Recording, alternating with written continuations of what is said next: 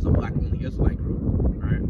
You know, their doctrine is BS anyway, but, you know, as they say, if you start something, you should be able to finish it, right? So, basically, with that being said, this nigga, like, he takes, like, what? This is Elder Enough we're talking. So, he takes, like, these long-ass breaks, right? They hardly go outside to do camp. Like, I don't know how consistent that is, you know? It's alright maybe if it's, like, a few weeks or a month or so, like, you know what I mean? Well, I mean... That's bugged out. I mean, if you're injured or so, like, you know what I mean? There's certain understandings of, like, if you had surgery or some shit, but nah, they're fully well. These niggas only go to just party Passovers, right? You know, like if it's some, you know, BET awards, that's, you know, what they have going on for their little Passovers, which is supposed to be Solemn Sammy, not no damn Lambda, huh? No, I was gonna say, you know, Apostle Kabar, he always says if you're able-bodied, you should be going out to camp, you know? Exactly, that's if you're both, you know, fit, like if you don't have that, like a condition that doesn't have you to not be able to go out, you know what I mean? So if you're not bedridden, you should be able to do it, you know? And if you don't have any certain medical conditions that's disabling you from doing it, you know, try to do it to the best of your ability. But other than that, like, this nigga decided to just drop the whole, you know, ministry. Like, he just left. And I believe his last show was in January, if I'm not mistaken. You know, brothers brought it out, I believe, around March or so. But I know, Elder Menatazakba, he brought it out through the Spirit. You know, this nigga said, he gonna see what I remember his words in that video that got me, like, was that he said he gonna leave, you know, he gonna eventually, you know, see where the journey take him. Like, he gonna quit from the ministry, basically. Because he said, because, you know, the thing is that, like, Well, he was like, yeah, this is my last show. Something like that. yeah, and the crazy thing is, like, you know, most of the time they just mostly do stupid debates. They don't really do anything, like, edifying. The only edifying thing they teach you is that, yeah, you know, you're an Israelite or so, but, you know, they're so bugged out, they think that the Israelites are all gonna look like, you know, Deontay Wilder or Wesley Snipes. You know, that they're gonna always have that dark skin complexion. That's not always true. Because you have some of our people, like, you know, that look like that have fair skin. There's some of our people that are, you know, that look like other nations as well. Confusion of faces. Exactly. So, first one I'm going to bring out will be 959 to 62. This is Luke chapter 9, verse 50, right? 59. Oh, come on. It reads, this is Luke chapter 9, verse 59. And it reads, and he said unto her, follow me. But he said, Lord, suffer me first to go bury my father. Yahushua said unto him, let the dead bury their dead. But go thou and preach the kingdom of the Most High. And another also said, Lord, I will follow thee. But let me first go bid them farewell, which are at home at my house. And Yahushua said unto him, no man having put his hand to the plow and looking back is fit for the kingdom of the Lord. Yeah, that's true. And then basically with that, let's come to the nation of our people. You know,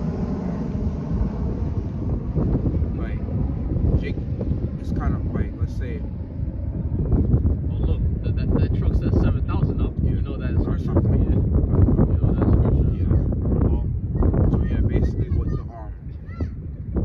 you know, when it's coming to the nation of our people, a lot of times it's like they're so cared about whereas in this world they don't really care that much about the truth. You know? And scriptures talk about how our people they're a rebellious house, you know.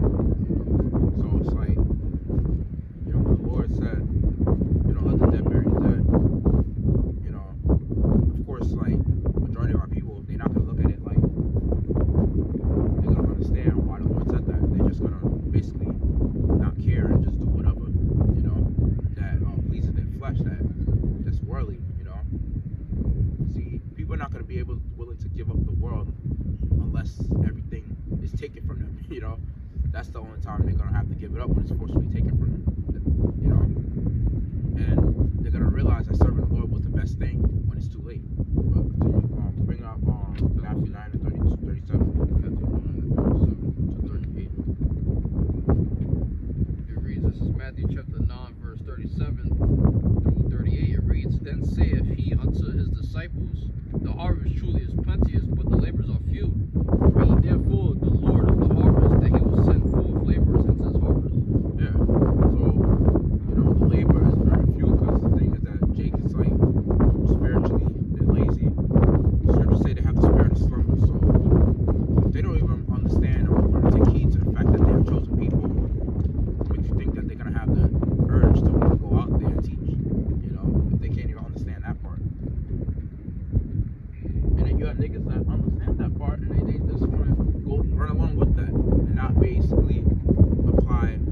interest to their life. They're not gonna try to how they gonna better themselves. They're gonna basically go as far as like just doing whatever they can for their own benefit. They're not trying to basically better themselves for the Heavenly Father. They're not going through those adversities. They're not trying to basically go through that process of what is called the furnace of adversity. They're not trying to go through that. The trial process. The Most High, trying you to be gold. And refine you as silver. They don't want to go through that trying to refine process because it's just too much for them. And the thing is that Jake just feels like knowing that their Israelite is enough, and it's not enough. It's more than that. There's laws, commandments that comes with it, and then at the same time, it's like there's works that come with it too. Because the Lord's not gonna save you based on the law; He's gonna save you based on grace. Because that's it on that. Oh yeah. Bring out Matthew 25 verse 14. Chapter 25 verse 14 to 30. Matthew 25 and 30. Verse 14 to 30. Okay, yeah, 14. That's a lot of verses, but all right. Okay. It reads. Let me see. 7 minutes. This is Matthew 25 and 14. For the kingdom of heaven is as a man traveling into a far country, who called his own servants and delivered unto them his goods. And unto one he gave 5 talents, to another 2, and to another 1, to every man according to his several ability, and straightway took his journey. Then he that had received the 5 talents went and traded with the same, and made them other 5 talents. And likewise he that had received 2, he also gained other 2. But he that had received 1 went and digged into the earth, and hid his Lord's money. After a long time, the Lord of those servants cometh and reckoneth with them. Yeah, and it's money because it's the fact that, like, this truth is like, it's worth more than gold and silver, because scriptures talk about in the wisdom of Solomon that how wisdom is above rubies, like wisdom is above riches, and you really can't put a price on the wisdom, because you got a lot of men out here that they feel like having money, having wealth, that's what they want to have to please women, and then eventually they put their all into their woman, right? And then eventually your woman cheat on you, your woman do all type of wickedness to you, showing you that she's a weaker vessel and that she's supposed to be under and beneath you, and that how she's supposed to be giving her all to you, and you're supposed to be able to have multiple women, that. But the society teaches you otherwise. They teach you to put all your investment, all your faith in that one woman, acting like your woman is your God. That's a damn shame. But anyways, like the Lord says, like the talent that He gives you, that's basically an investment. He eventually wants you to return that and flip it. So if I pay any money to somebody to help me with my business, I want that person to basically to flip that talent. So it's not like you have a talent and then basically you being a slugger. Like, that's basically the Lord wasting His money on you. He's gonna come back and reap what you, basically labor for. What you sow. He's coming back to harvest. That's why He's coming back to harvest elect. That's why He's known as like, a redeemer, and a harvester. Verse 20. And so he that had received 5 talents came and brought other 5 talents, saying, Lord, thou deliverest unto me 5 talents. Behold, I have gained beside them 5 talents more. His Lord said unto him, Well done, thou good and faithful servant. Thou hast been faithful over a few things. I will make thee ruler over many things. Enter thou into the joy of thy Lord. That's what He's gonna say to the elect that actually do the work sincerely. So continue. That's it. No, continue. No, it's more. It says, it's the part that you gotta bring up and recite that servant that doesn't do what He's commanded. He also that received 2 talents came and said, Lord, thou deliverest unto me 2 talents. Behold, I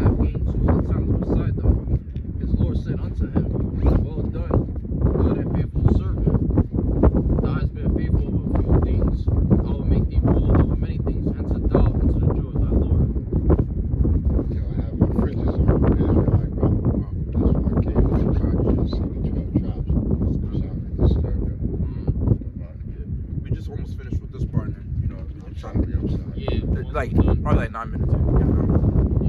Oh, you're not in the way, sorry. Yeah, it says, then he which have received the,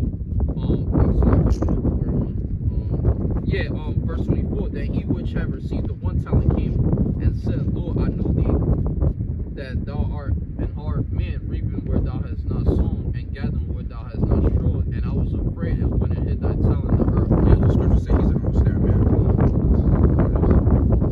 Lo, there thou hast that is thine. His Lord answered and said unto him, Thou wicked and slothful servant, thou knewest that I reap where I sow not, and gather where I have not strawed. Thou oughtest therefore to have brought my money to the exchanges, and then at my coming I should have received mine own with usury. Take therefore the talent from him, and give it unto him which have 10 talents. For unto every one that hath shall be given, and he shall have abundance, but from him that have not shall be taken away even that which he have.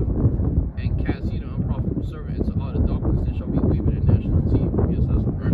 Yep. So basically, with that being said, like, you know, the Lord is like, he's already saying right there that how, you know, when it's coming to the talent that he gives you, that's basically like, let's say you in Hollywood, right? And let's say you become a celebrity, whether it be like an artist, a musician, you know, they front you a certain amount of money, right, from a record label. So like the record label, they'll give you a certain amount of money, you know, and at the same time, they want you to flip that money back. See, one thing a lot of artists do, the reason why they go big and then next thing you know they fall off, is because the fact that they're not able to flip that money. You know what I mean? They don't have that enough knowledge on how to make their certain investments, how to flip it. They just think that, oh, they got a $1 million record deal, a multi-million record deal, so they're gonna go spend that money like crazy on jewelry, right? Live above beyond their means, right? And they feel like, oh, because they got a decent fan base or so, you know, a decent amount of clout, that they just abuse it, you know?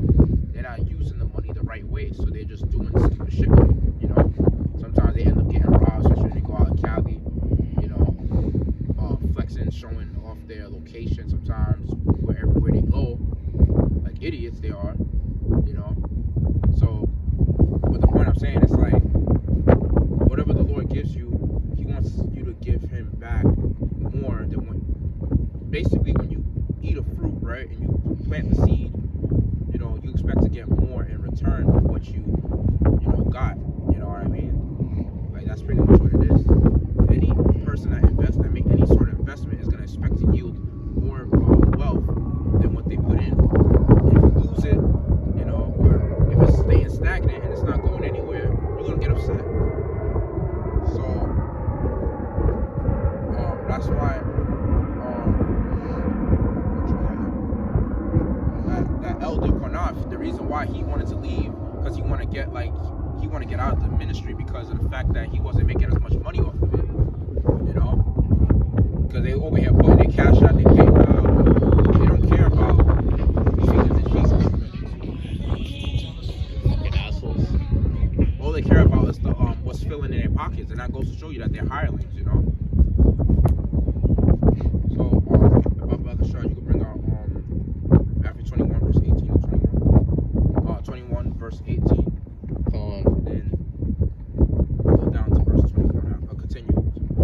This is Matthew 21 and 18. Now in the morning, as he returned into the city, he hungered. And when he saw a fig tree in the way, he came to it, and found nothing thereon but the leaves only, and said unto it, Let no fruit grow on thee henceforward forever. And presently the fig tree withered away. And when the disciples saw it, they marveled, saying, How soon is the fig tree withered away? Yahushua answered and said unto them, Verily I say unto you, if ye have faith and doubt not, ye shall not only do this which is done to the fig tree, but also if ye shall say unto this mountain, Be thou removed, and be thou cast into the sea, it shall be done. Come on. Yeah, so basically with that being said, it's like, you know, what the Lord is doing is that through that example, he's trying to basically destroy the fig tree that basically didn't produce good fruit, you know? So if you're a tree that doesn't produce any fruit, that's how you are in the truth. You're going to just wither away. Basically, the Lord's going to take away what he gave you and give it to somebody else that is actually worthy of getting the understanding. That's it on that? Yeah. And Plough tried to bring out Luke 12, verse 43 to 48. Luke chapter 12, verse what? 43 to 48. It reads, this is Luke chapter 12, verse 43. Blessed is that servant whom his Lord, when he cometh, shall find so doing. Of a truth I say unto you, that he will make him ruler over all that he hath.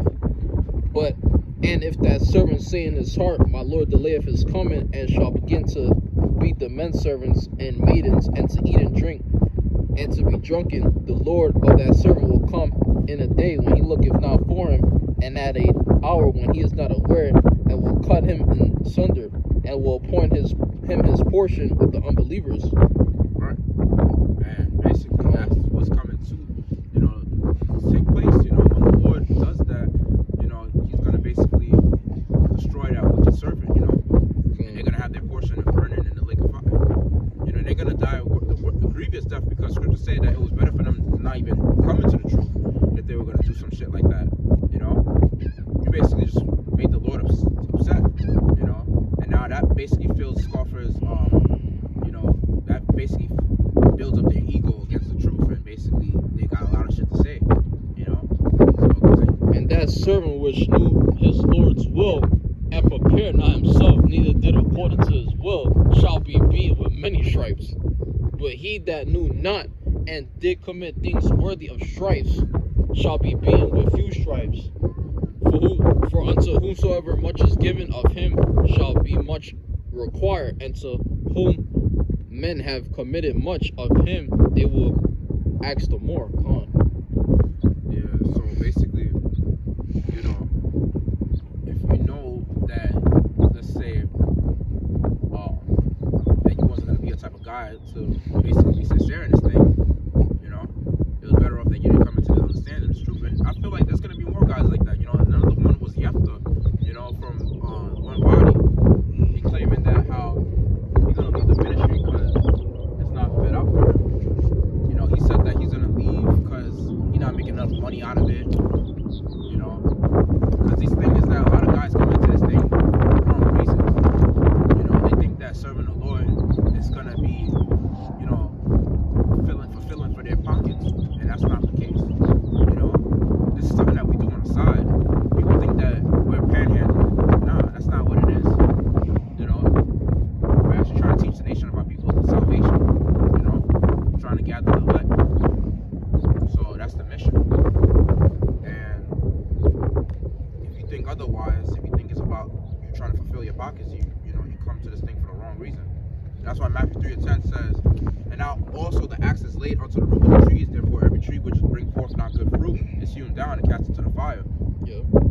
And last precept I'll say is Ezekiel chapter 3, verse 17 to 21. It says, Son of man, I have made thee a watchman unto the house of Israel, therefore hear the word out of my mouth, and give them warning from me. When I say unto the wicked, thou shalt surely die, and thou givest him not warning, nor speakest to the warn the wicked from his wicked way to save his life, the same wicked man shall die in his iniquity, but his blood will I require at thine hand. Yet if thou warn the wicked, and he turn not from his wickedness, nor from his wicked way, he shall die in his iniquity, but thou hast delivered thy soul. Again, when a righteous man doth turn from his righteousness, in this case, those fallouts of the truth, especially the elders, the ancient men, that actually had years, decades of this understanding of this truth. A few seconds off. Commit iniquity, and I lay a stumbling block before him, he shall die. So because thou hast given him warning, he shall die in his sin, and his righteousness which he have done shall not be remembered, but his blood will I require at thy hand. And verse 21, nevertheless, if thou warn the righteous man that the righteous sin not, and he doth not sin, he shall surely live, because he is warned. Also thou hast delivered thy soul. So with that, shalom.